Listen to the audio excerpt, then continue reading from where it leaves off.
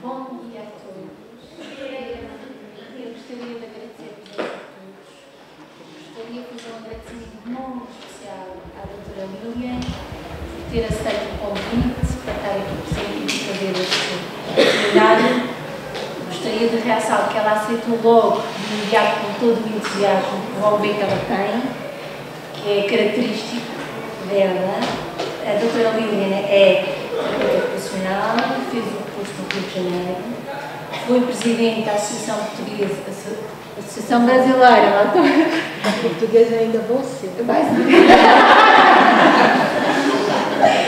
A Associação Brasileira de Terapia Ocupacional, foi professora durante 23 anos, fez o doutoramento em saúde pública no Brasil, depois foi fazer um pós-doutoramento no Canadá, em Toronto, em ambiente, e neste momento, há 6 anos para cá, e foi nessa altura que eu conheci a doutora Lilian no Canadá, há 5 anos, quando fui lá fazer um estágio na Universidade de Western, em London, onde a doutora Lilian é professora, tem um contrato de professora e investigadora, faz investigação, sobretudo na área da imigração.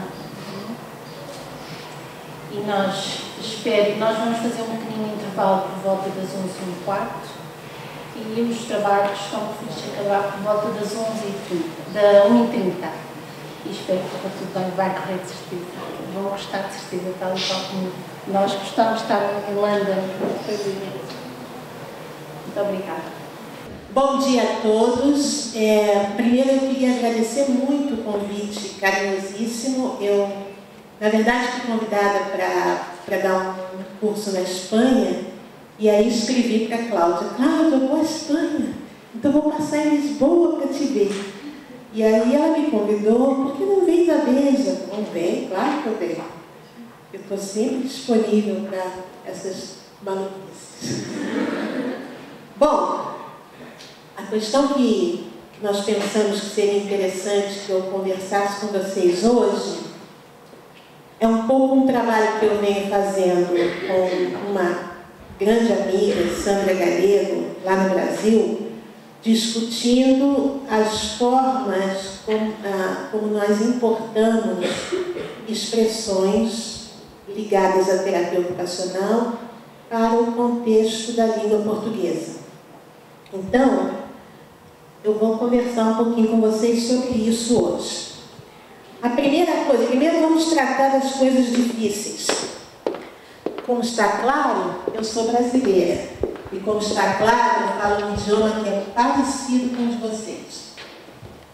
Em alguns momentos da nossa história, nós resolvemos brigar em relação a isso. Qual é o português mais correto, qual é o português mais bonito, qual é o português mais castiço. Isso não tem nenhuma importância. As línguas foram criadas para ligar as pessoas, não para separá-las. Então, primeiro vamos aos poetas, porque já pensaram para que existe poesia? A poesia existe para guiar a gente. Quando a gente está perdido, deve voltar aos poetas. Há um poeta muito importante no Brasil, Carlos Drummond de Andrade, que disse que lutar com palavras é a luta mais vã, que é uma luta boba. É uma luta que não leva a nada. Então vamos fazer o seguinte: eu falo um português diferente do vosso e em alguns momentos vocês não vão me entender e eu não vou entender vocês. A gente repete, repete, repete até se entender. Tá bom? Combinado? Pronto. Já estamos com as coisas difíceis resolvidas. Agora daqui para frente tudo fácil. E agora? Bom, eu pensei em fazer um pouquinho um resumo das coisas que têm sido fundação do trabalho que eu venho realizando na área de ciência ocupacional, porque imagino que aqui existam alguns alunos que não estão tão familiarizados com a ciência ocupacional. Então, vou fazer um resuminho do que nós temos de fundação da ciência ocupacional, e aí vamos conversar sobre o contexto lusófono, sobre o contexto da língua portuguesa.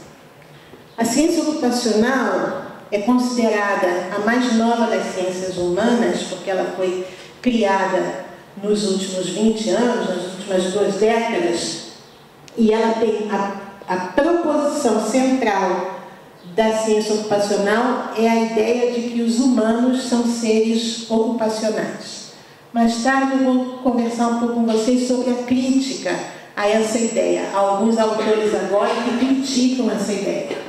Mas, lá no início dos anos 90, no final dos anos 80, americanos do sul da Califórnia começaram a discutir a ideia de que a humanidade do ser humano é dada pela maneira como o ser humano se ocupa.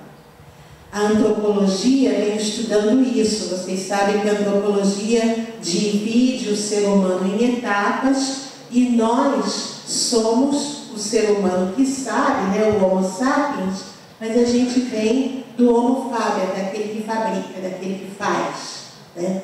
E aí, esses autores, e a Yerxa é a principal deles, propuseram a ideia da criação de uma ciência que estudasse a ocupação humana.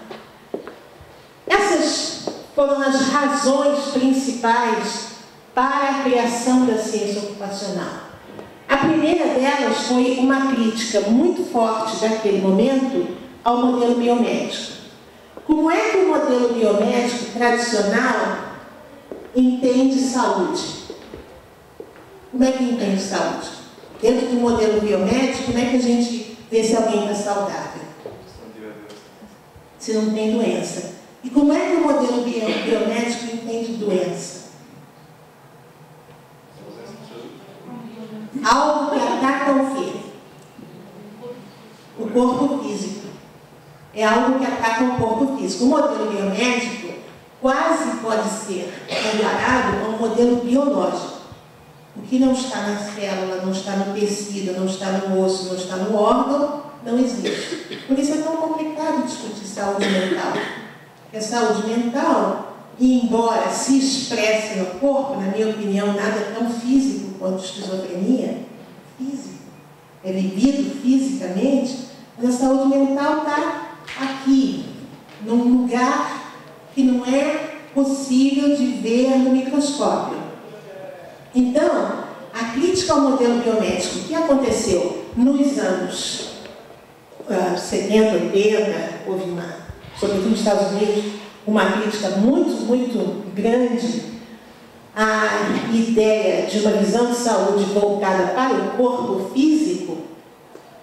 Ela fez com que os terapeutas ocupacionais da época pensassem que era preciso uma ciência que explicasse a saúde para além do corpo. Explicasse a saúde a partir de como é que as pessoas se vinculam às suas ocupações, àquilo que elas fazem na vida. Para quem trabalha com criança, isso é muito claro. Para quem tem filho, também é muito claro. A primeira coisa que nos faz perceber que uma criança não está bem é que ela muda a forma de brincar. Ela muda a forma de se relacionar com as suas ocupações, com as atividades que ela faz. Os pais sabem logo. O bebê brinca, ri, interage. Quando ele para de brincar, a mãe se assusta de que tem alguma coisa errada, ou é febre ou alguma coisa. Porque o bebê e a criança saudáveis se engajam em ocupações, né? Com os adultos é um pouquinho mais complicado, mas isso também pode ser verdade. Bom, a segunda coisa que aconteceu até em decorrência da crítica ao modelo médico é o surgimento de um movimento chamado holismo, ou holismo em inglês. E a ideia do holismo, com a qual nós trabalhamos muito, é a ideia de um indivíduo ou de um ser inteiro, que é corpo, e que é alma e que é mente, né? E de uma saúde que veja o indivíduo holisticamente. A terapia ocupacional se se apropriou do holismo muito rapidamente. Vocês, desde o primeiro dia aqui, escutam a conversa de que a terapia ocupacional tem uma visão holística do ser humano. Eu acho que a gente quer ter, ainda não temos, talvez. Acho que estamos no caminho, mas o holismo teve uma influência grande na criação da ciência ocupacional. Uma outra questão foi a crise da reabilitação. Os modelos de reabilitação mudaram muito. A maioria aqui é muito, a maioria não, totalidade, exceto eu. Vocês são muito jovens, mas acreditem, havia mundo antes da internet, antes do iPhone, havia mundo. Né? Parece, mas havia mundo. E a reabilitação, ela era feita num modelo muito centrado na filantropia e muito centrado na ideia de que o indivíduo portador de uma deficiência era alguém que merecia pena, né? Era o minusválido. A expressão minusválido dá o sentido de como o valor do indivíduo não estava ali presente, reconhecido. Hoje em dia, os estudos, os disability studies, os estudos que são criados, que são conduzidos por pessoas portadoras de deficiência, fazem uma crítica muito severa a essa ideia da filantropia, do indivíduo bonzinho, do terapeuta carinhoso que vai cuidar carinhosamente de um paciente. Esse modelo mudou muito com todas as estruturas de reivindicação dos indivíduos portadores de deficiência. A ciência ocupacional, vocês vão ver, tem um forte acento de crítica a esse tipo de visão da deficiência.